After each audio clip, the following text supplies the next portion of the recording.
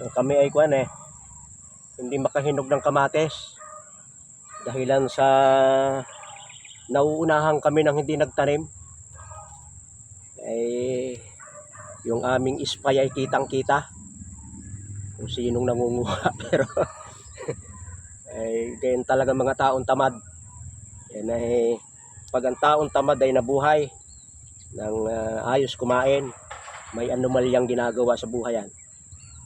Kaya't na kung gusto nyo na mabuhay ng maayos, kayo magtanim, manghiram kayo ng lupa, magrenta, mag-exercise para lumusog ang ating katawan at gumanda ang ating isip.